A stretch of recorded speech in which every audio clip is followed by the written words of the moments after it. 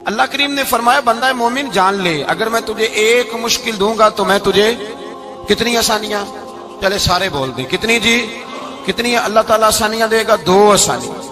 ہم لوگ اچھا جب ہمارا ذہن بن جاتا ہے نا کمزوری کا، ہمارا جب مزاج بن جاتا ہے مایوسی کا، پھر معاملہ ذرا ہمارے لیے گمبھیر ہو جاتا ہے۔ اگر ہم یہ ذہن بنائے نا کہ مشکل میرے اللہ کی طرف سے آئی ہے تو وہ مجھے آسانی بھی ضرور عطا کرے گا، تو پھر اللہ ضرور ہی آسانیاں عطا فرماتا ہے۔ اور جو مشکلات زندگی میں آتی ہیں نا، حضرت مولا علی شیر خدا رضی اللہ تعالیٰ عنہ کا بڑا خوبصورت فرمان ہے۔ حضرت علی فرماتے ہیں جب تجھے مشکل آتی ہے تو وہ تجھے رب کا پتہ بتانے آتی ہے، وہ تجھے اللہ کا پتہ بتاتی ہے، اس لیے کہ جب تو سارے اسباب کر لیتا ہے، جو ضرورت ہوتی ہے پوری کرتا ہے، تندرست ہو کے وہ کام کرتا ہے، پھر بھی کام نہیں ہوتا تو اس کا مطلب ہے کرنے والا تو نہیں، کرنے والا کوئی اور ہے، جو کام کرنے والا کوئی اور ہے۔ تو عزیز بھائی یاد رکھیں، ہر مشکل کے ساتھ اللہ نے آسانی رکھی ہوتی ہے۔ اگر اللہ تبارک و تعالیٰ بیماری عطا کرے تو اس کے ساتھ اللہ پھر جو تندرستی دیتا ہے وہ بھی بڑی اعلیٰ ہی عطا فرماتا ہے۔ اگر اللہ کبھی غربت دے تو پھر اس کے بعد جو اللہ تعالیٰ آسانی دیتا ہے وہ بھی بڑی اعلیٰ ہی عطا فرماتا ہے۔ اگر کہیں سے آپ کو دکھ ملتے ہیں تو پھر جب سکھوں کا وقت آتا ہے تو پھر گنے نہیں جاتے۔ یاد رکھیں مشکلات کے پہلو میں آسانیاں ہوتی ہیں، اور جس آدمی کو مشکل آتی نہیں، میرے نبی کریم سید عالم صلی اللہ علیہ وسلم نے فرمایا مومن کو جو مشکل بھی آتی ہے اللہ اس کی برکت سے اس کے گناہوں کو معاف فرما دیتا ہے، اللہ اس کی برکت سے اس کے گناہوں کو معاف کرتا ہے، یہاں تک کہ حضور نے فرمایا میرے مومن کو کانٹا بھی چبھے تو اللہ تعالیٰ اس کی مشکل کو آسان فرما دیتا ہے۔ 2 بزرگ بیٹھے تھے، ایک حضرت احمد رحمت اللہ علیہ اور ایک حضرت شرف الدین منیری رحمت اللہ علیہ۔ تو حضرت شرف الدین منیری کہنے لگے کہ دوست اصل میں وہ ہوتا ہے جو دوست کی طرف سے آنے والی تکلیف پر صبر کرے، جو اللہ کی طرف سے آنے والی تکلیف پہ صبر کرے وہ اللہ کا محبوب ہوتا ہے۔ تو حضرت احمد فرمانے لگے نہیں مجھے تیری بات کی سمجھ کوئی نہیں آئی، صبر کرے وہ اللہ کا دوست ہے، مصیبت پہ صبر کرے۔ تو کہا جناب پھر اگر نہیں سمجھ آئی تو آپ بتا دیں اللہ کا دوست کون ہے؟ تو آپ فرمانے لگے جو محبوب کی طرف سے آنے والی مصیبت کو اس کا تحفہ سمجھ کے قبول کرے وہ اصل دوست ہوتا ہے، اس کا تحفہ سمجھ کے قبول کرے، اپنے رب کا تحفہ سمجھے، مالک کا تحفہ سمجھے کہ اس نے مجھے تحفہ دیا ہے، مجھے کسی مشکل میں ڈالا ہے۔ تو رب کریم بلا مثال و بلا تشبیہ سمجھانے کے لیے اللہ جب کسی کو مشکل میں ڈالتا ہے، کافروں کو تو اس نے موجیں کرائی ہوئی ہے، بڑی بڑی سہولتیں دی ہوئی ہیں، مشکل میں ڈب بھی ڈالتا ہے، اپنے نیک بندوں کو ہی ڈالتا ہے۔ نمرود اور فرعون کے پیروں میں کانٹا بھی نہیں چبھتا تھا، ان کو تکلیف نہیں آتی، تکلیف کسے آتی تھی؟ اللہ کے نیک بندوں کو تکلیف آتی تھی۔ حضرت رابعہ بصریہ جب تک زندہ رہی تب تک بیمار رہی، جس دن طبیعت ٹھیک ہوتی تو کہتی اے اللہ تو کہیں مجھ سے ناراض تو نہیں ہو گیا، تو کہیں ناراض تو نہیں مولا جب تو مجھے تکلیف دیتا ہے تو میں رو کے تیری عبادت کرتی ہوں، جب مجھے دکھ ہوتے ہیں تو میں سجدے میں تڑپتی ہوں، اور خدا بندہ اب تو میں سکھی ہوں، موج میں ہوں، مجھے رونا ہی نہیں آ رہا، تو خدا بندہ تو کہیں ناراض تو نہیں ہو گیا مجھ سے؟ دکھ تو اچھے ہوتے ہیں، دکھ تو پیارے ہوتے ہیں، اور دکھوں کے بعد جو اللہ آسانی دیتا ہے اس آسانی کا پھر کیا ہی کہنا۔ اس حضرت ایوب علی نبینا علیہ الصلوۃ والسلام بیمار رہے، 60 سال اللہ نے تندرستی دی۔ کتنے سال بولے؟ 60 سال، غور کرنا بات پر، 60 سال علیل رہے، پھر بیمار ہو گئے، 18 سال ہو گئے بیمار ہوئے۔ زوجہ کہنے لگی دعا کر لیں آپ کو اللہ صحت دے دے۔ ہمیں اگر کوئی بندہ پوچھ لینا کہ بھائی کبھی کوئی خاص بات تو سناؤ، تو ہم جو ساری زندگی سکھ کے ساتھ سوئے ہوتے ہیں وہ بات نہیں سناتے، وہ جو ایک رات درد سے نیند نہیں آتی اس رات کا قصہ سناتے ہیں، کہتے ہیں وہ میرے الٹے دانت میں درد تھا تو میں ساری رات سو نہیں سکا۔ او بھائی جو ساری زندگی سویا ہے اس کا تو ذکر نہیں کر رہا، اور ایک رات جو تجھے نیند نہیں آ رہی، کسی سے پوچھا جائے، ڈاکٹر کہتے ہیں 360 ہڈیاں ہوتی ہیں وجود میں، کسی سے پوچھا جائے نا تیرا کیا حال ہے تو 359 ہڈیوں کا ذکر نہیں کرتا، جس گھٹنے میں درد ہے اس کا ذکر کرتا ہے، کہتا ہے یہ گھٹنے میں بڑی درد ہے۔ او بھائی باقی 359 ٹھیک ہے نا، ان کی بھی تو کوئی بات سنانا۔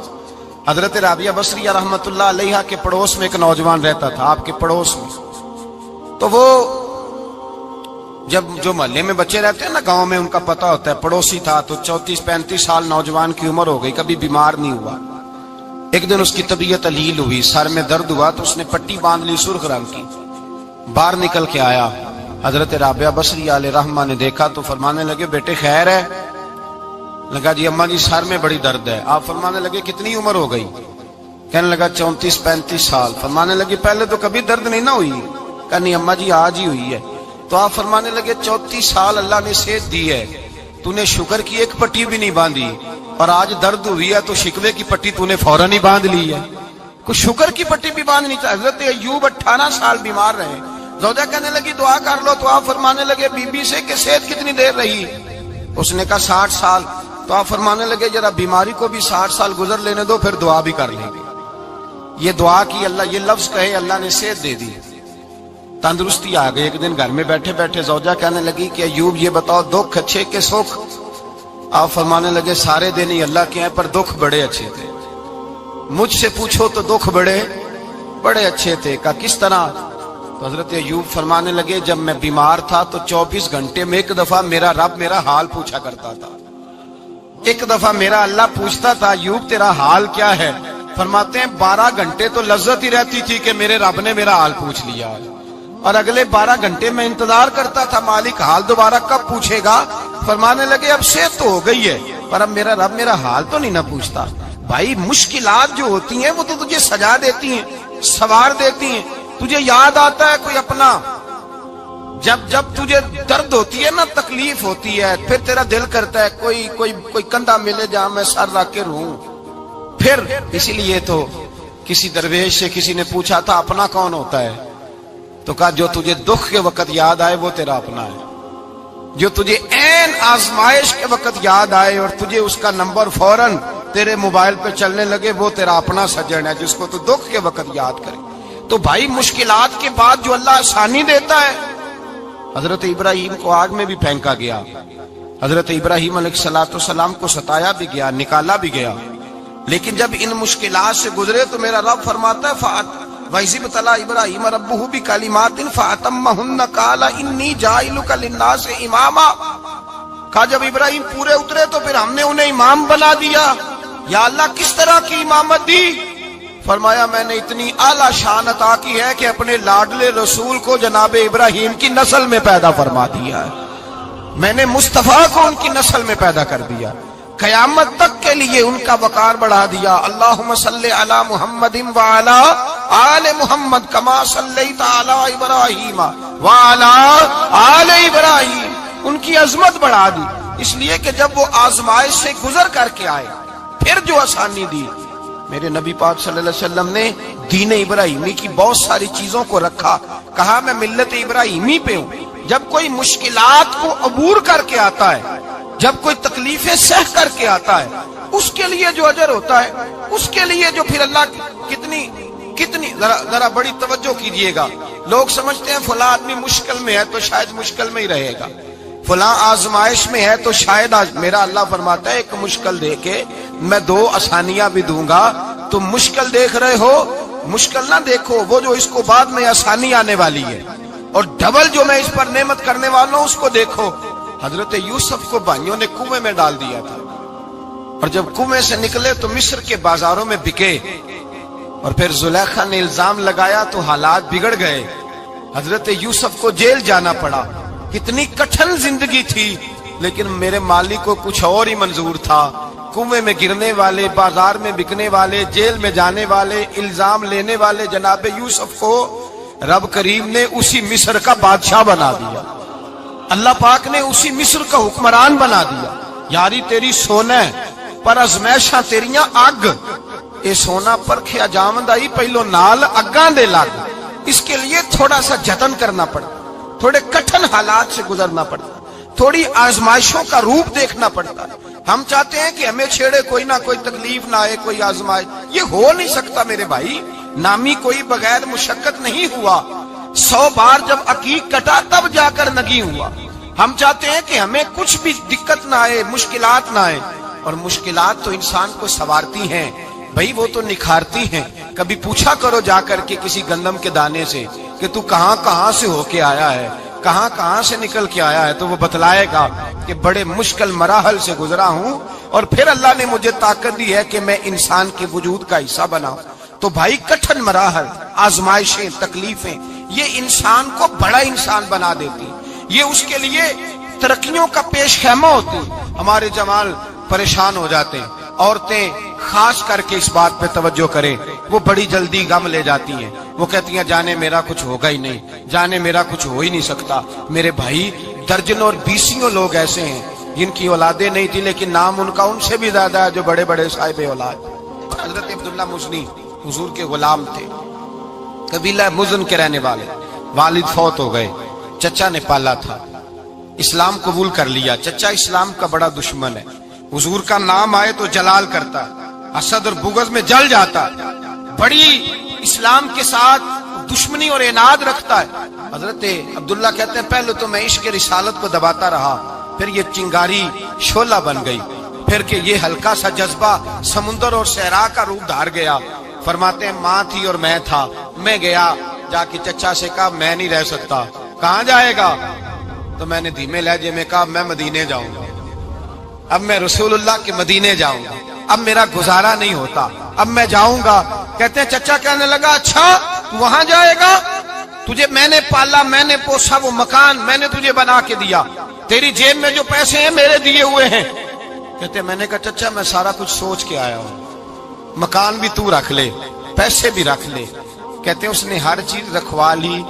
جب پلٹنے لگا تو چچا کہنے لگا جو کپڑے تو نے پہنے ہیں یہ بھی میں نے خرید کے دیے تھے۔ حضرت عبداللہ فرماتے ہیں میں نے وہ کپڑے بھی اتار کے دیے، برہنہ حالت میں میں ماں کے پاس گیا اور میں نے کہا اماں میں پہلے بھی تو ننگا پیدا ہوا تھا، تو نے ہی کپڑے پہنائے تھے، میرا پھر بدن ننگا ہو گیا ہے، کپڑے دے دے۔ کہتے ہیں 2 بیبیوں والے کپڑے اماں نے دیے، ایک میں نے تامت باندھ لی، دوسرا اوڑھ لیا اور مدینے پہنچا۔ کہتے ہیں جب میں ٹھنڈی رات مدینے پہنچا تو کالے رنگ کے حبشی غلام حضرت بلال دودھ کا پیالہ لیے کھڑے تھے، ہاتھ میں کھجوریں تھی، کمبل تھا، کہنے لگے آجا آجا، مصطفیٰ نے فرمایا تھا قبیلہ مزن سے میرا غلام آ رہا ہے، میں ساری رات سے تیرا انتظار کر رہا ہوں۔ حضرت جناب سیدنا عبداللہ رضی اللہ تعالیٰ عنہ فرماتے ہیں میری مشکل آسان ہوئی، فرماتے ہیں مجھے مدینے میں اعزاز مل گیا، مجھے عزت مل گئی، ہر آدمی میری قدر کرنے لگا۔ گویا بزرگ کہتے ہیں کہ حضرت عبداللہ دعا کرنے لگے کہ اے اللہ تو نے مجھے بڑی شان دی ہے مصطفیٰ کی گود میں، اگر اسی رحمت کے چھاؤں میں پردہ کر جاؤں تو میری بات بن جائے گی۔ حضرت عبداللہ کا وصال بھی رسول اللہ کی گود میں ہی ہو گیا، گود میں نہ کوئی رشتہ دار، نہ کوئی تعلق دار، نہ کوئی ہمسایا اپنا، نہ کوئی چچا، نہ کوئی ماموں، شہر میں تنہا اسی کسے دے کچھ نہیں جے لگ دے تے نہ کوئی ساڈا دردی، تنہائی۔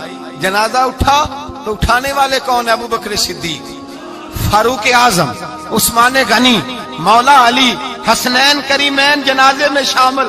میرے رسول پاک صلی اللہ علیہ وسلم نے جنازہ پڑھایا، دیکھو مشکل کاٹی تھی تو آسانی کا رنگ دیکھو، آسانی کا انداز دیکھو۔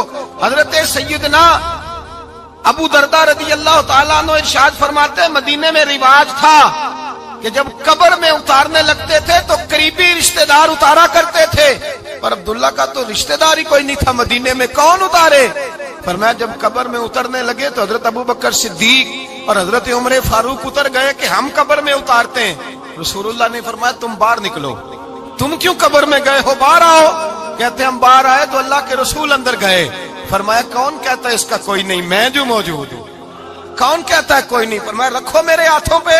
کہتے ہیں حضور کے دست مبارک پہ رکھا اور باہر کھڑے ہم رشک کرنے لگے کہ واہ اللہ تیرا آسانی دینے کا رنگ، آسانی۔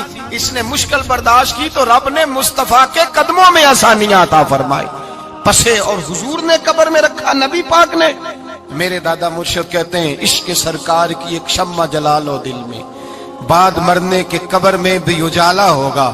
اور میرے اعلیٰ حضرت فرماتے ہیں لحد میں عشق رخ شاہ کا داغ لے کے چلے، لحد میں عشق رخ شاہ کا داغ لے کے چلے، اندھیری رات سنی تھی چراغ لے کے چلے۔ اور بیدم شاہ بارسی تو حد کر گئے، کہنے لگے پسے مردن، بعد مرنے کے پسے مردن فرشتوں نے جو تلاشی لی تو کیا نکلا؟ فقط ایک دل کے گوشے سے خیال مصطفیٰ نکلا، فقط ایک دل کے گوشے سے خیال۔ اور کامل پیرو نہ دے باہو قبر جنا دی جیوے۔ میرے بھائی نبی پاک صلی اللہ علیہ وسلم کے ساتھ وفا کی تنگی دیکھ کر دقت ساتھ دیا. مکہ مخالفت کرتا تو جناب فاطمہ حضور کا خیال رکھتی. فاطمہ بنت اسد بڑا پیار کیا, بڑی محبت کی مولا علی کی والدہ نے, ہر دکھ ہر تکلیف کاٹی, لیکن رسول کائنات صلی اللہ تعالی علیہ وسلم کا ساتھ نہ چھوڑا.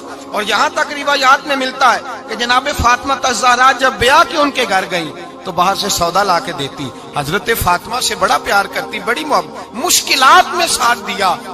جب وصال ہوا تو فرماتے کوہرام مچ گیا مدینے میں.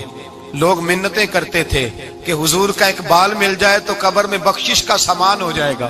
رسول پاک نے فرمایا جب جناب علی کی والدہ کو غسل دے لو تو کفن پہنانے سے پہلے میرے پاس آنا.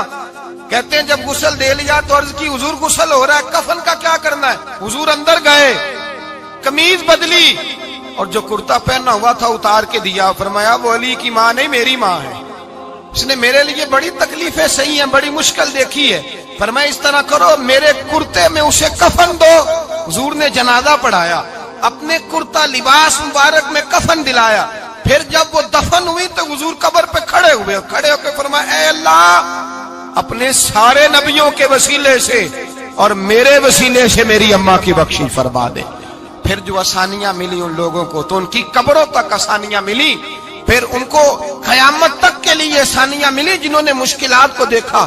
اور بھائی جو سوئے رہے, جو آرام کرتے رہے, جنہوں نے مناسب ہی نہ سمجھا کوئی کٹھن مرحلہ طے کرنا, جنہوں نے کہا نا نا نا نا ہم تو سکھ کے ساتھی ہیں, ہم تو سکون کے ساتھی ہیں, بھائی ہم تو سلوٹ کے ساتھی ہیں, جب موجیں لگے گی تو دوڑ کے پہنچیں گے, کہیں گے ہمارا بھی تعلق بنتا ہے, ہماری بھی رشتہ داری ہوتی ہے, ہمارے بھی رابطے ہوتے ہیں, پھر دوڑ کر کے پہنچیں گے. اصل ساتھی وہ ہوتا ہے جو دکھ کا ساتھی ہوتا ہے, آزمائش کا ساتھی, مشکلات تجھے اونچا اڑاتی. حضرت سلمان فارسی کہتے ہیں میں نبی پاک کی تلاش میں نکلا تھا, حضور کی تلاش میں نکلا, اور میں نے کئی سال حضور کو ڈھونڈا, کبھی ایک دروازے, کبھی ایک دروازے, کبھی دوسرے دروازے, کبھی تیسرے دروازے. فرماتے میں شہزادہ تھا پر بکتا بکاتا مدینے آیا. میں نے نبی پاک کی تلاش میں یہودیوں کی غلامی بھی کی, تیری تلاش میں پھرا میں جنگل پہاڑ اور دشت میں. فرماتے ہیں بڑی تکلیف کاٹی, بڑی آزمائش دیکھی, لیکن اس دن مجھے سارے دکھ بھول گئے. اس دن میری ساری تکلیفیں آسانیوں میں بدل گئی جس دن میرے نبی نے میرا بازو تھام کے کہا سلمان منا اہل البیت. فرمایا سلمان کو تو میں نے اپنی اہل بیت میں شامل کر لیا ہے. فرماتے اتنی بڑی فضیلت کہ میں رسول اللہ کے خاندان میں جا شامل ہوا. تو بھائی یاد رکھیں, جب آپ کو مشکل آتی ہے تو آپ کو آسانی دینے کے لیے آتی ہے, جب آپ کی طرف کوئی آزمائش آتی ہے تو آسانی دینے. یہ بات صحیح ہے کہ بیٹیاں پیدا ہونے پہ مشکل ہوتی ہے, ان کے نصیبوں سے ڈر آتا ہے, پر جتنی آسانی اللہ بیٹیوں کے باپ کو عطا کرتا ہے اور جتنی رحمت رب بیٹیوں کے باپ پہ فرماتا ہے اتنی بھی کسی اور کے حصے میں نہیں آتی. اس میں شک کوئی نہیں کہ بوڑھے ماں باپ کو جب سنبھالنا پڑے تو مشکل ہوتی ہے. بوڑھوں کی طبیعت بچوں جیسی ہو جاتی ہے, دقت ہوتی ہے, آزمائش ہوتی ہے, ان کی بات سننا بعض اوقات کڑوا لگتا ہے, ان کی فرمائشیں بعض اوقات بچوں کی طرح ایسی ہوتی ہیں جو حل نہ ہو سکیں.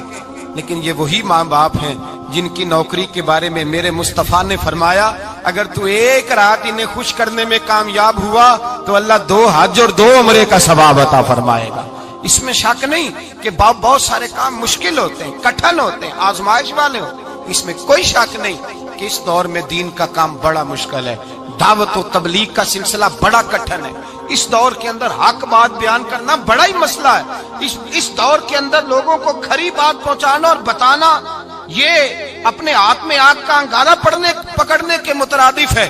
لیکن میرے مصطفیٰ نے فرمایا تھا اس دور میں جب فتنہ ہو من تمسک بسنتی ان دا فساد امہ فلہ اجر 100 شہید. فرمایا اس دور میں جب آزمائشیں آ جائیں, تکلیفیں آ جائیں, اس دور میں جو میری سنت پر عمل کرے گا, رسول پاک کا وعدہ ہے اللہ ایک سنت پر عمل کرنے والے کو 100 شہیدوں کا ثواب عطا فرمائے.